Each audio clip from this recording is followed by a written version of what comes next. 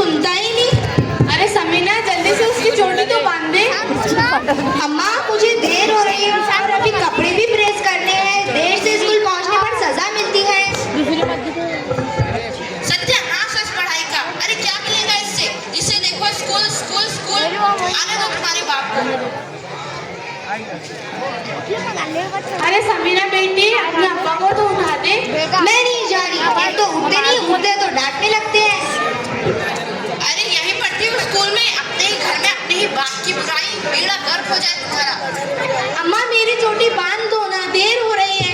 देख मैं नाश्ता बना रही हूँ और समीना उसकी चोटी बांध दे। सुन रही है? कान मेरे हो गए। बस सब मेरे ही पीछे पड़ जाओ। अल्लाह किसी को बड़ी बेटी ना बनाए और छोटी बेटी भी ना बनाए। बाजी क्या तुम मेरी चोटी बांध दोगी? ऐ दुल्हन देखना, समीना को भी घर बिठा लो। जब इसका दुकान पर जाना बंद करा दिया है तो इसे स्कूल से बिठा लो। इतनी बड़ी हो गई है फिर भी ना तरीका ना सलीका। जिस घर में जाएंगी हमारी नाक कटवाएंगी। बस सब मेरे ही पीछे पड़ जाओ। अभी 10वीं जमात में गई हूँ, अभी से घर बिठा लो मुझे। अरे तू तो बड़ी कल्लेदारा हो गई नासपीटी। उठने दे तेरे बाबा को, आज सबक सिखवा के छोड़ूंगी। गज भर की जबान हो गई है। अम्मा मेरी चोटी बांध दो ना, देर हो रही है। कोई सुनता ही नहीं। देख मैं तुझसे आखिरी बार कह रही हूँ, समीना उसकी चोटी बांध दे।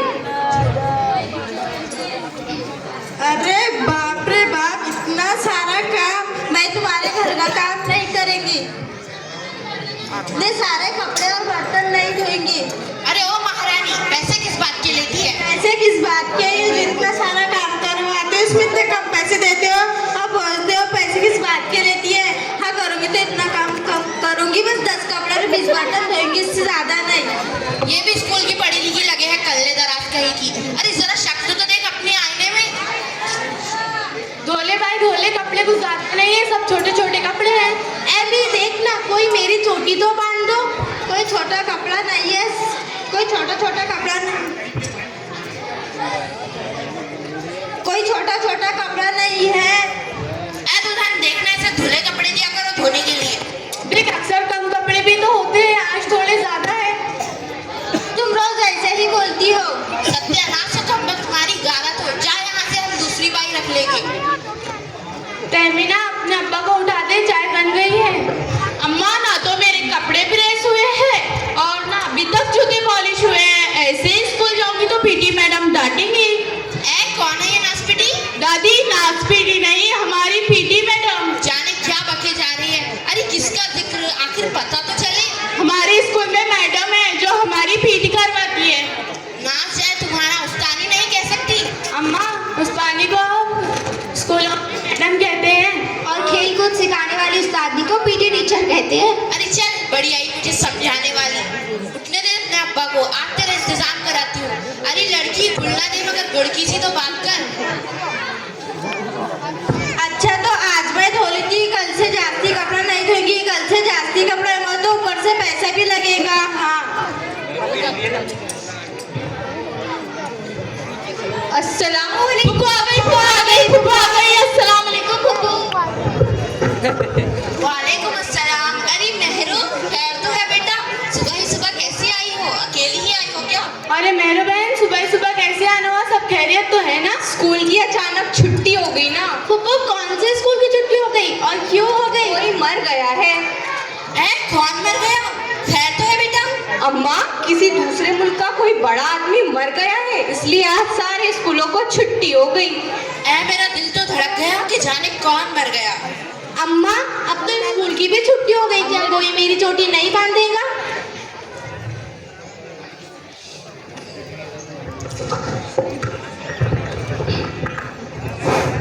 काम खत्म हो गया, मेरी भी छुट्टी, अब मैं जाती। ठीक है, बाहर का दरवाजा बंद करती जाना।